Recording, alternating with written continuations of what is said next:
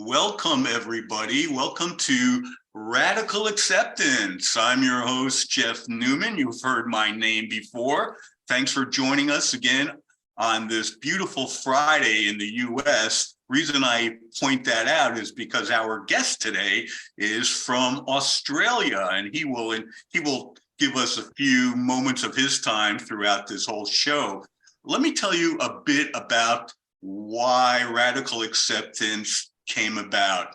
It's completely and totally about acceptance, accepting our minds, our bodies, our spirits, that we cannot control currently every change that's presently in front of us, even though we don't like them. However, it empowers genuine change, healing, fear, and shame, and helping to build moving or loving, authentic, harmonious lives.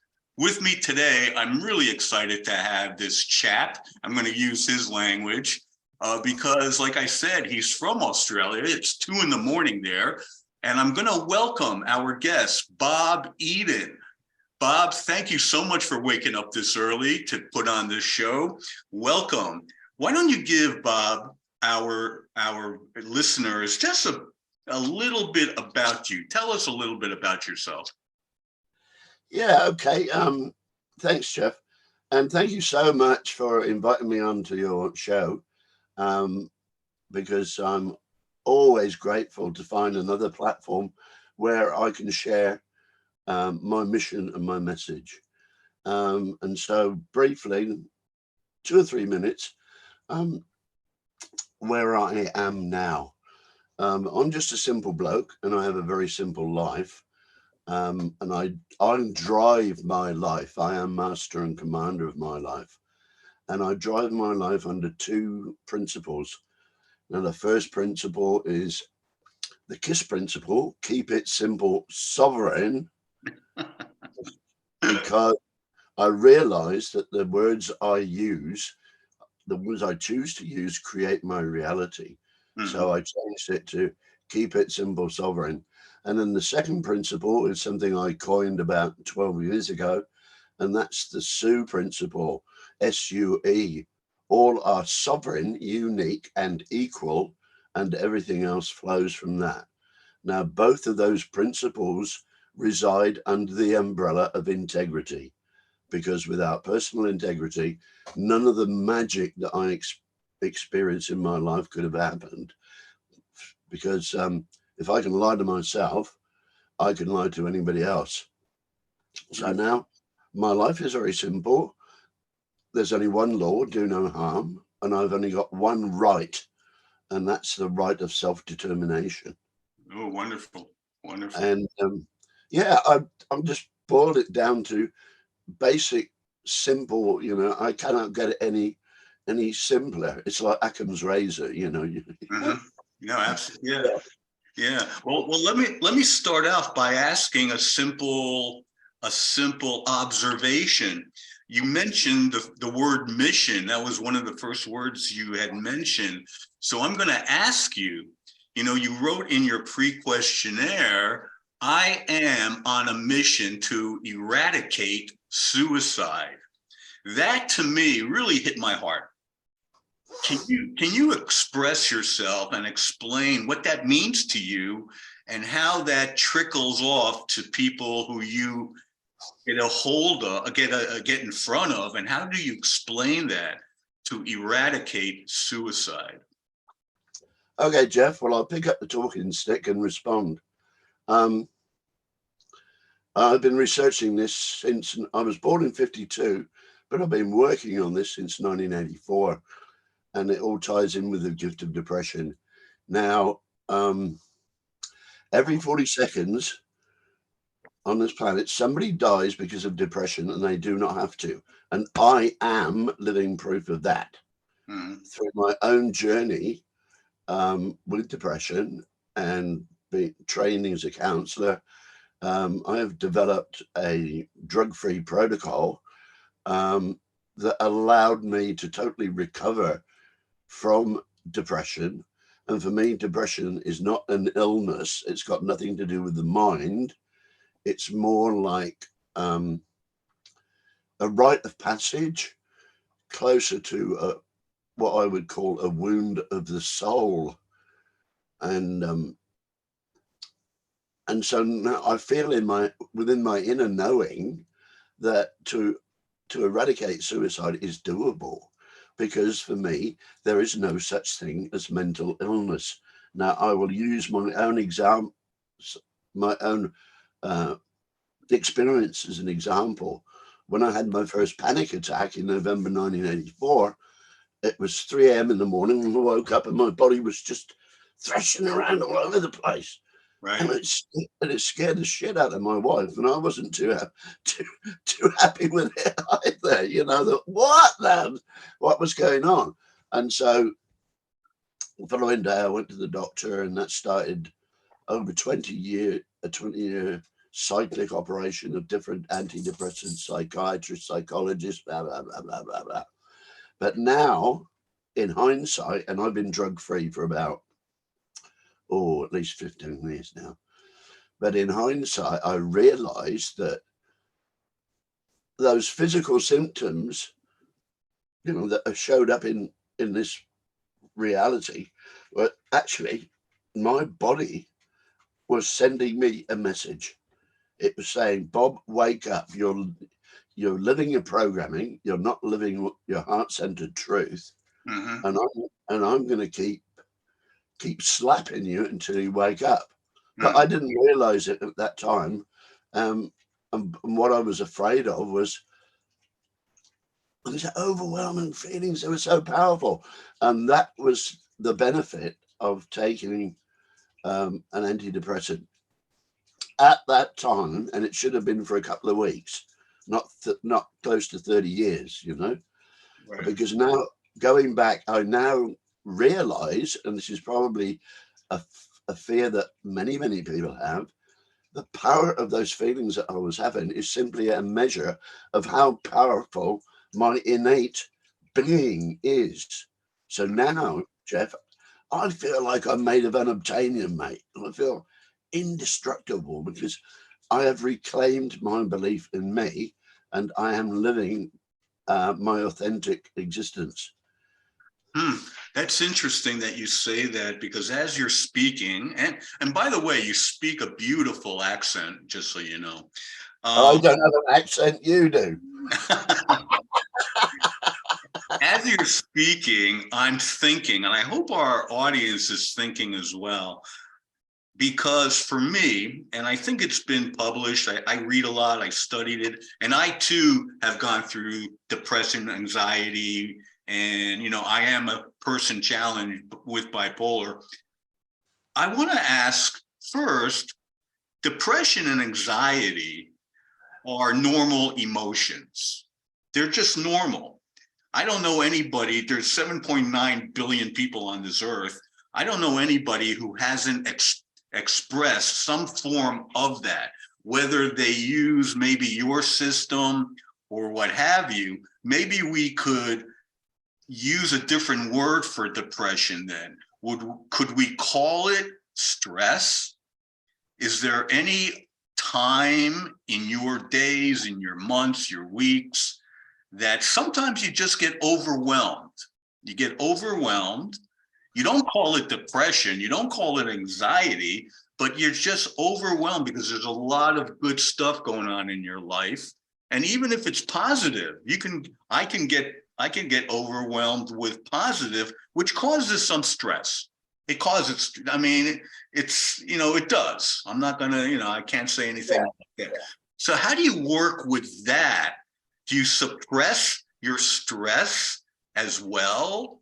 Even though, and how does that work? Okay, I'll pick up the talking stick again, Jeff. And for me, anxiety, I'll tackle that one first. For me, there are two types of anxiety. Now, from my childhood years, which I thought as a kid were normal, but were very violent. I didn't know when I was going to get hit again, so I spent my whole childhood in fight or flight. So, I didn't know when I was going to get hit again. Right. So I had, that became home to me. That became my modus operandi. And so that sat, and I won't say it sat in my subconscious. I'll say that that wound, if you like, sat in my body. My issues are in my tissues. So during adult life, I could be walking down the road, lovely sunny day, and all of a sudden the hairs on the back of my neck would stand up, and I felt as if there was somebody behind me with a knife about to stab me. Now that was the old wound manifesting in current time. But as a stage performer, and this is the good side of anxiety, before I went on stage, I'd be in the green room, just getting all butterflies in the tummy and anxious and stuff like that. And I realized very early on in my career that what I was going through was a transition, and it was the same feeling in my body, but what my body was doing was actually raising its vibration so that I could go on stage and be the channel for what I was about to do. Hmm. And there were very few gigs that I ever did where I didn't feel sick in the green room before going on stage, Right. before when I didn't have those butterflies in the tummy. And that's the only time I ever had a shit gig, Mhm. Because when I go on stage, the people will pick up on my energy before I sang a note. So that's for me is the two sorts of anxiety. And depression is a natural state of being. Like depression is part of grief. If you have a major loss in your life, then there's a grieving process to go through, and it's natural. But being depressed and feeling like killing yourself, and it lasting, for me, it was over close to 30 years, and that is depression for me No, anyway. absolutely, absolutely. How did you? Oh, there are a lot of listeners who are going through that 30-year phase. Maybe not 30 years, but let's say they're at 2 years. Let's say they're Yeah. at 5 months, and it's a long time to be in a depressive state. Can you just let others know, if you can, what steps did you take? Even though you're not in a depressive state right now, what steps did you take when you weren't inclined to put this whole simple exercise, if you would, together so you're not depressed? I mean, what did you use? What support systems at the time, not knowing how you could actually use your depression and anxiety to your benefit? Yeah, good question, mate. Good question. And how can I put it? I'm glad you're laughing, actually. It's cool. Oh, I've got a wicked sense of humor. And the funny thing is, with my connection to source and connection to the universe has got a wicked sense of humor as well, which is probably why um, we get on so well. But my response to your question is sometimes I'm happy and sometimes I'm sad, Mhm. but I'm always content because now I totally trust in my own process. And that came about through my own rite of passage, which was the depression I went through. Right. And I actually bet my life one night on totally trusting my inner tuition. And the first step in my healing, if you like, was so it's November 84. The family and I emigrated to Australia in November 89. I stayed, they went back. So I'd already been on antidepressants for about 5 or 6 years. So I'm a stranger in a strange land, but it wasn't strange because it felt like home. And I Right. don't own a pair of shoes, Jeff. I walk this land barefoot, and I feel the energy. And in my previous incarnation, apparently I was a tribal elder in the Northern Territory. So that's why, I stayed, even though it cost me my wife, kids, brilliant job in the UK, 2-story house, blah, blah, blah, blah. So I was still Robert the robot. I was still numbed out, functional because of the antidepressants, but I wasn't totally in touch with my feelings. And I came across the work of one of my heroes, John Bradshaw, and his work on the inner child and healing the shame that binds you. Now, with my new girlfriend, who later became a psychologist, so that was the end of that relationship. But in about 91, 92, I came across John's work, and we bought all his cassettes and used to play them 2 or 3 nights a week for our little group of friends. And we were all going through doing the work of healing the wounds of my childhood. And that was the most absolute powerful work I've ever done, And going back to my Sue principle, we're all sovereign, unique, and equal. I know that I have found what works for me, and I do not assume that it will work for anybody else.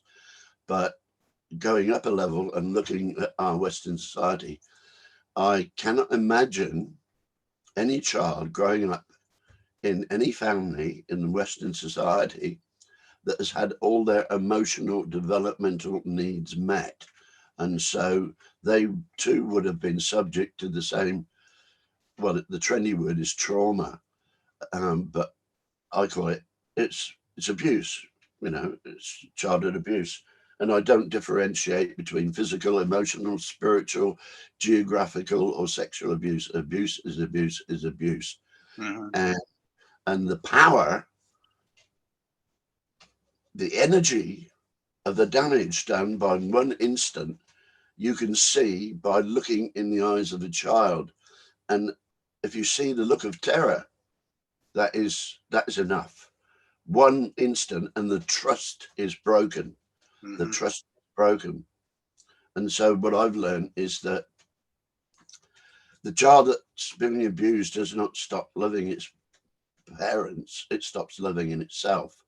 Right. And if you like, I'll quickly share the pivotal moment in my journey about how I healed the wounds of my childhood. No, sure. Absolutely. Yeah. Okay. Well, I was at this stage, and it's about 94, 95. God, I hate you, Mum. You're always beating me. Why did you do that? I bloody hate you. But you got to love your mum. You've only got one mum, And it was that dichotomy that was tearing my soul apart. Oh, God. So I sat down and wrote the letter to Mum.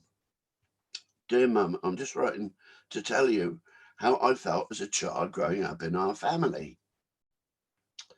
And so what I thought would be a couple of pages, Jeff, ended up being like this, like War and Peace. I hated it when you dangled me by the wrist and it beat me with a carpet sweeper. I hated it when you beat me with the frying pan. I hated it when you shamed me in front of my friends. I hated it when you abandoned me in the supermarket. And I just got it all out, everything. And I've been going back and forth to my childhood a lot doing John Bradshaw's work. So I just let it flow, let it flow, let it flow. And as I say, it was inches thick by the time I'd finished. And then I just signed off, dear Mum, this is not about blaming you. I'm just telling you my story. Please tell me your story, your loving son, Bobby. And then with shaking hands, I went to the post office and posted that letter to Mum. She's back in England. And that's one of the hardest things I've ever done, Jeff. Mm-hmm. And then a few months later, I got a letter back from Mum.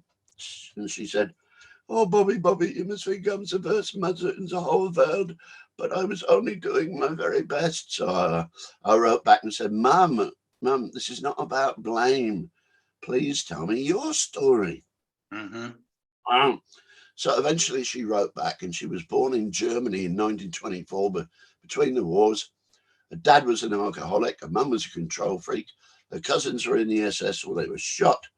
And then the light bulb went off. yes, Mum was doing her very, very best, but all she could do, all she was doing was dumping on me what got dumped on her. So by getting Mum's story, I could move from hate through understanding back to love. And then 3 days later, I phoned her in the UK and she was back in hospital with a brand new incidence of bowel cancer, 20 years apart. But that's the first time we ever spoke as mother and son, as two human beings, and, you know, crying our eyes out. And then 3 days later, she died. And I thought, what a beautiful closure. And it was at that moment that it's like somebody had taken an elephant off my shoulders. You know, oh God, that was so beautiful. And then I got this niggle over here. Got this niggle on my shoulder. What's this? Right, Dad, you bastard.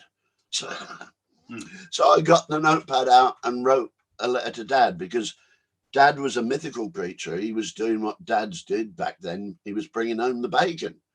So he'd be off to work before I got up in the morning, and he'd come back from work after I was back in bed. So he never spent any time with me. So the message I got from Dad was, Dad never spends any time with me, therefore he does not love me, therefore I'm unlovable and it's all my fault. And the messages I got from Mum was, Mum's always beating me, therefore she does not love me, therefore I'm unlovable and it's all my fault. And the world's a dangerous place, because I was always getting beaten. Anyway, getting back to Dad's letter, he died, but I wrote the same story. You know, why didn't you play football with me? Why didn't you take me fishing? Why didn't you spend, you know, and just put it in an envelope, and then signed it to Dad in heaven, and then burnt it. And in that way, I healed the wounds of my childhood, but I also broke the multi-generational cycle of abuse. You know that. I just got to let my dog out. What's that? I just got to let my dog out. He needs to pee. Yeah. Go. I'll speak to the audience as you let your dog out. So yeah, so Bob's letting his dog out. As we wait for Bob to get back, let me just share a next question, which I'm going to present to Bob, about what he just said about his mom. And I'll even speak the Australian way of saying mom or mummy. He spoke about her passing on her reactions and her disciplines and her ways to Bob, because it was a learned action from her parents, her upbringing back in 1939, I think he said, which, okay, he's back. So I could actually present this to Bob. Bob, what really interests me is what you said about your mama back in 1938, how she did the best she could with what she had, but you realize it actually came, she was acting upon the way she was dealt with when from her parents or grandparents, what have you. Okay. And what actually came up right away was DNA. You know, sometimes through DNA and relatives and aunts and uncles, we could get affected by all types of feelings, emotions, spiritualities. And the reason I bring that up, because my dad in 1944, he was born in Poland during the war, and he survived 5 concentration camps. Okay. And his whole entire family, 400 relatives, including his mom and dad and brother, they all were sent to the chambers and were killed. And he went through Europe all by himself at the age of 8, ended up in Canada. All right. Now he went through a whole process of emotions, feelings, and depression and anxieties I could only second guess.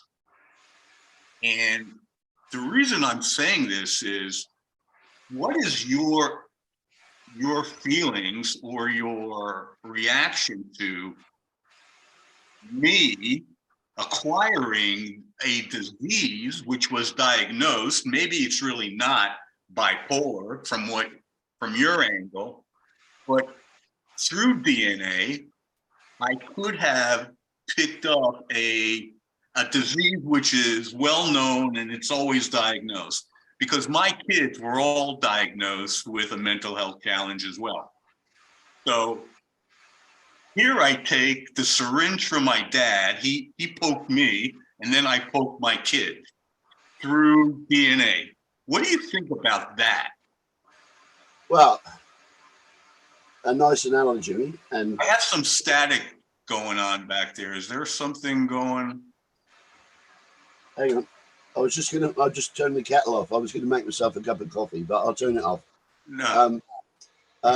Just to finish off with Mum's story, probably about 3 or 4 years late after she died, I contacted her through a medium, and this lady told me stuff that only Mum and I knew, so I knew this spiritual medium was fair dinkum. And so the message I got from Mum was, Bobby, thank you so much for writing that letter, because I am now doing the same work with my parents in the beyond. Mm-hmm. That blew me away. Mm-hmm. And for me, where I am in my own journey, what took me so long to heal from my depression was I've got an amazing intellect, and I was trying to think my way out of depression. And it took me 20 years to realize that, well, I can't, because it's nothing to do with the mind. It was a wound of the soul, Mm-hmm. And so I had to learn how to silence my mind so that I could finally hear my heart. And within my own heart, that's where I found all my own solutions, SOUL. I found all my solutions within my heart. So now, and why it explains the prevalence of suicide in males is that for centuries, men, through programming in our society, have been denied access to the most powerful healing tool, and that is their feelings. And so for me, within the silence of my heart, I have found a place I call my knowing, and my knowing has no words. And in that place of knowing, that's where I get the sense of how powerful I am. But it's also my connection to God or source, but it's also my connection to a place I call the universal library of all that there is to know. I think people call it the Akashic record. And so that connection provides me with an inner knowing. Now, and I prefer knowing to knowledge. For me, I live in a feeling universe, not a thinking universe. So I live in heart space, not head space anymore. And how can I put it? For me, thinking is the weapon of mass distraction. Because for me, my mind was always looking for answers, but my heart already knew. Right. So, and quickly, you talking about radical acceptance. From my own work as a counselor and from my own life experience, I believe that, and I call this the gift of the talking stick. Like, I do not come here expecting agreement, for we are all unique. But what I do expect is simply your acceptance and validation of my own reality.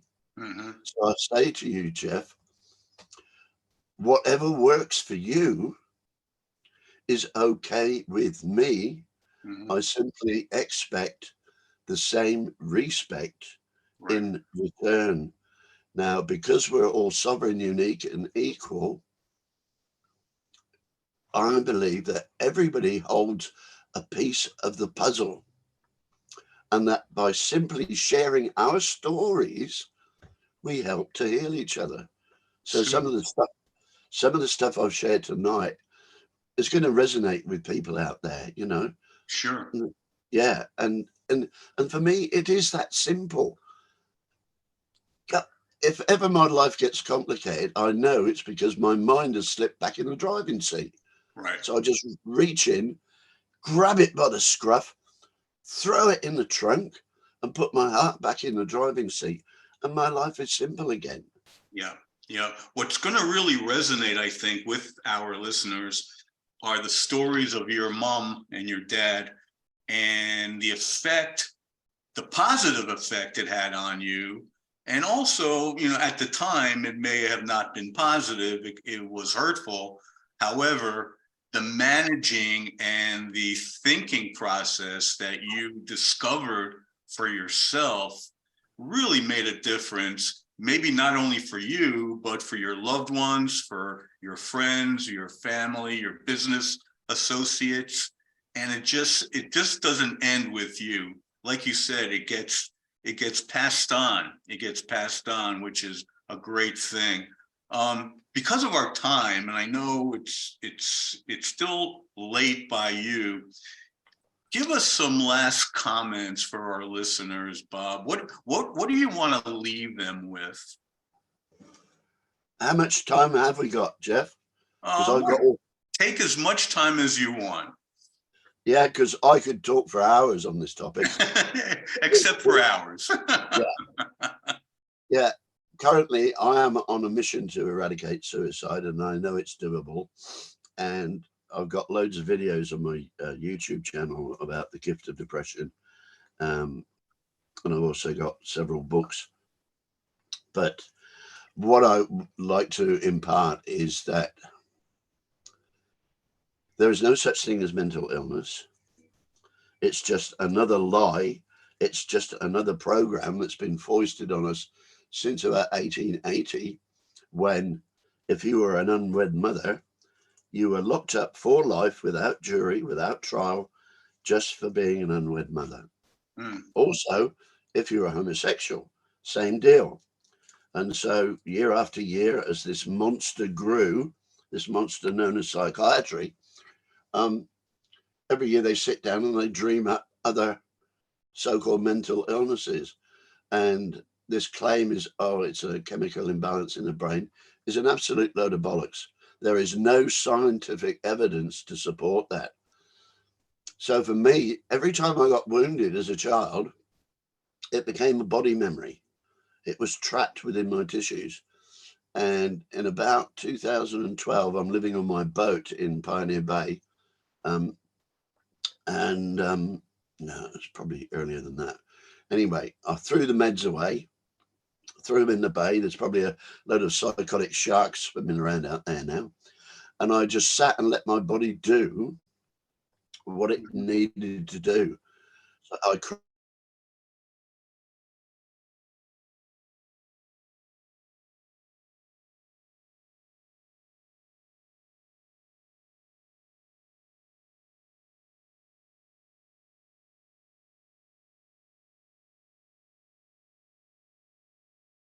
sort of thing you can do in a supermarket. And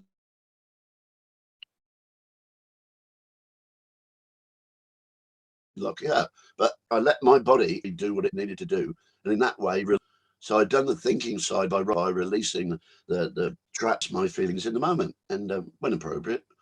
So hopefully my message to people is, don't be afraid of depression. Embrace it, dance with it. What I find encouraging is, and these are the latest figures I could get from the WHO, current in 2019, there are about 280 million people battling with depression. Now, at a good guess, because of this COVIDiocy campaign that went on, that's probably closer to 500 million now, people battling with depression. And I see that as a good thing, because the more and more people are actually facing this, the more and more people that will come to the same conclusion that I did, that we're not supposed to live our programs. You know, we're supposed to live in our heart-centered truth. Right. And, you know, and I can just destroy Big Pharma. You know, if antidepressants were effective, then why are suicide rates increasing? It's a no-brainer. They actually contribute to suicide deaths by keeping people away from their best healing tool, which is their feelings. Because that's what antidepressants do. So in a way, they're only a Band-Aid, possibly, as opposed to really expressing yourself. Because, like you said, I agree totally. It just stops you from feeling, which is your body's reaction to something that is going on inside your body. Yeah, so I totally applaud you on saying that. Where do we find you, Bob? I know you mentioned a couple of books. Are they on Amazon? How do we go about finding your? Do we just type in your name, Bob Eden, Eden, and your books will show up?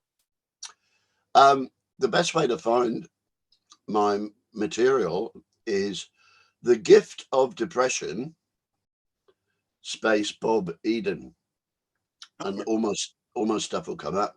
And my favorite means of communication is through Facebook. So it's Bob Eden on Facebook. And if several come up, just look for the one that says Bob Eden Sailing in Paradise. Sailing in Paradise. You said that you had a boat at one time, so I could actually associate with that. You know, I'm so glad from Australia that you were here to join us and give us some valuable insight from a different way to think about how depression is not depression. It's a different way of thinking. It's the KISS message, I think, for most of us. Keep it simple, sovereign. Is that? Yeah, because I am sovereign. I am my own kingdom, and the kingdom of heaven resides in each of us. Now, I would like to impart probably the most powerful tool and honor the guy that spiked the realization, and his name was Ian Zell Lungold, and his work on the Mayan calendar. Now, the most powerful tool that I wield at that time, and I still do, is that my mind is just a tool that I use when I choose, for I am so much more than my mind.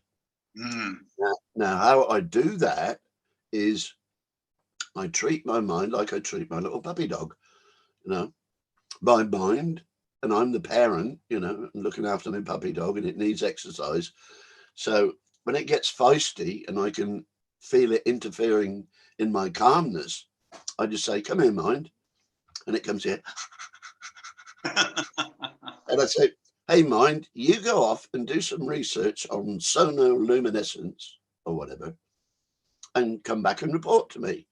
So off it goes, wagging its little tail, because it's had some attention from the master, me, and it'll come back and report to me. And I'll say, thank you, mind.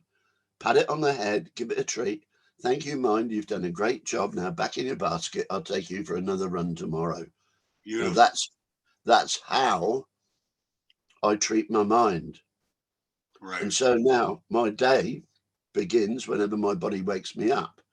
And so when we are awake, we play. And when my body's tired, we sleep. And that is how simple my life is. And when I wake up, something will gain my attention. So I give it some time and attention. And then something else will gain my attention. So I flip from attention to attention. I live my days like a butterfly, which is why I've got loads of projects on the go. And also I've developed a sense of noticing. Hey, Bob, you're whistling. What are you doing? Wow. So I notice actions that I carry out that put me in the zone, and I just do more of those. You celebrate yourself. You celebrate yourself. You live on a spectrum, and I don't know if I want to say that you are linear or non-linear. I think you may be non-linear because you go in different directions with courage and with integrity, as you brought out before. But I want to thank you again for being here. I want to thank the audience for listening. The show notes will be on. My name is Jeff Newman again, Radical Acceptance. You can get a hold of me at jeff@rometraining.com, at jeff@rometraining.com, and we'll get together again. I'm going to invite you back, Bob, no doubt. But I would love you. to. I would love to, mate. Absolutely. Because if my message can save just one life, then that's enough. Yeah. And you're talking about suicide prevention really quick. I'm going to talk to you when we hang up this call. There's a conference coming up for texting messages as crisis intervention for suicide. That's really big now, and I'm going to talk to you about that. But can you see this? Can you see this? Yeah, absolutely. Yeah. Matey. Real mates talk. It's a local initiative that I'm part of. I'm an ambassador for. I'm also an ambassador for in the States, NASCA, NAASCA, which is the National Association of Adult Survivors of Child Abuse. Oh, wow. So I'm all over the place trying to get my message out that there are no gurus. I am the only expert on my life. And I found all the answers within me. The most beneficial activity, apart from the inner work, was developing a small group of people around me that were there when I needed to share. Right. Yeah. Well, and okay. Yeah, we'll come back on again. Yeah. Thanks. Thank you. Love to. All right, man.